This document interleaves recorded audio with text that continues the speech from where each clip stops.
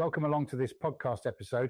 I was recently in my local supermarket looking for some fresh lemons. Having already put the organic ones in my basket, I did a price check to compare the costs of organic against non-organic, and the difference was double. It got me thinking. How come?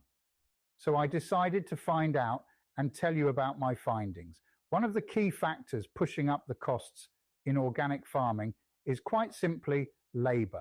You see, without relying on synthetic pesticides or fertilizers, the tasks that conventional farming might automate, like weeding and pest control, are often done manually in organic systems. In a place like the UK, where minimum wages are higher, this translates directly into larger expenses for farmers. I mean, think about it. Paying more people to work the fields compared to having a tractor spray chemicals over hectares of land is a whole different mindset. And let's not forget organic livestock farming. Here, the focus is on giving animals individualized care rather than blanket interventions like routine antibiotics. For instance, spending time assessing an animal's health might seem like the right thing, and it is, but time is money when you're paying staff wages. This approach, although costly, is a cornerstone of organic principles aiming to nurture rather than just produce. It's a bit like the work being done by David and Wilma Finley at the Ethical Dairy. They're really hands-on with their approach, ensuring their animals are treated responsibly. And that kind of attention does take time.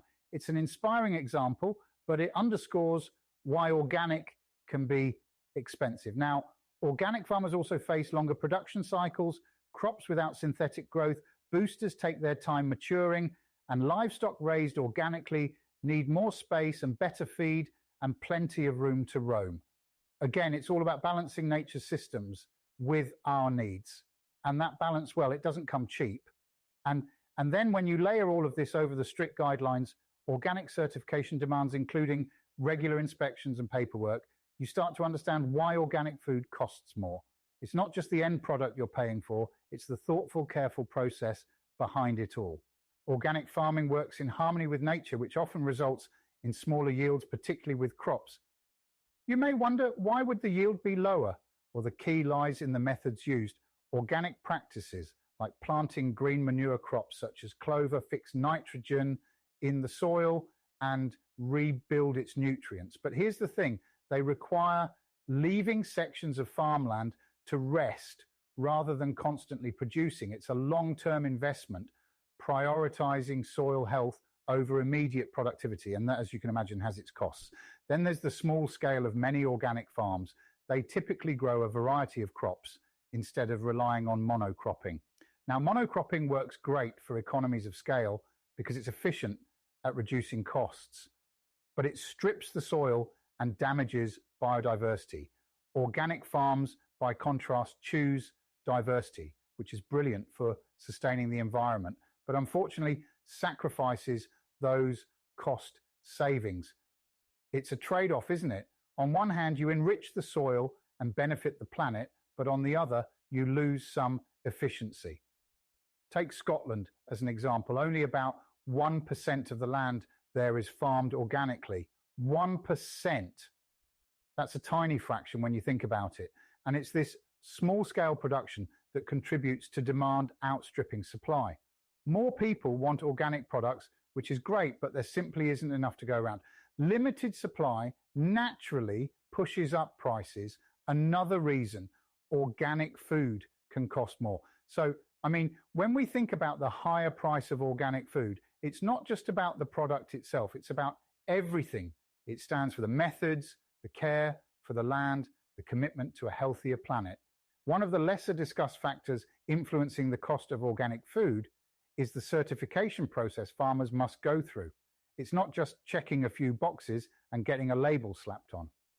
Inspections plus compliance checks and detailed paperwork is all part of proving that organic farming practices meet stringent standards. And these costs, well, they're often passed along to us, the consumers. But I think we'd agree certification is crucial, isn't it? It reassures us that the food we're buying aligns with environmental sustainability and ethical practices. Without those standards, the term organic would lose its meaning entirely. But certification costs aren't the only challenge. Scaling and distributing organic food is another complex issue. Unlike conventional farms that can churn out vast quantities of single crops, organic farms tend to be smaller and cultivate a diverse range of produce. On the surface, this diversity feels like a bonus. Now, it's better for the environment and it protects biodiversity, but logistically, it's more expensive. Organic distribution networks simply don't have the efficiency or scale of their conventional counterparts, which ramps up transportation with storage and handling costs. And that, again, makes its way into the price we pay at the supermarket. Now, there's one more layer to consider, and that's us, the consumers. The choices we make and the pressure we apply play a massive role in shaping the food system.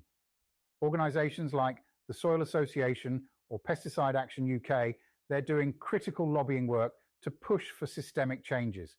Supporting such efforts can help governments rethink subsidies which sometimes favour unsustainable farming practices over methods that are kinder to nature. But you know, it's not an easy balance. For many of us, organic prices stretch already tight budgets. It's a personal decision. Navigating our health plus sustainability and affordability. Perhaps you can start to include organic produce into your diet. There's a couple of ways. The first is to get to know your local producers, especially at the market. Buying in-season produce will reduce your costs too. And the other way is to perhaps grow your own if you can. Diary of an Organic Grower is here to help you on that journey. And if you are new to this way of growing, we even have a simple guide you can follow.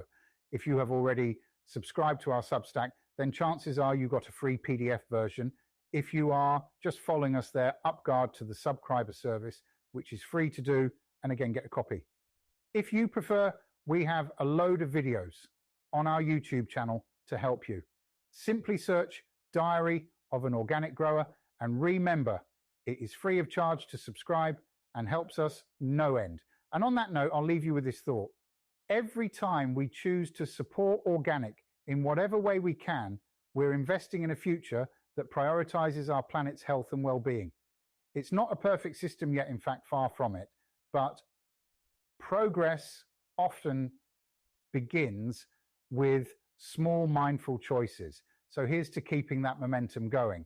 Now, that's all for today. Thanks for lending me your ears. I look forward to talking to you again soon.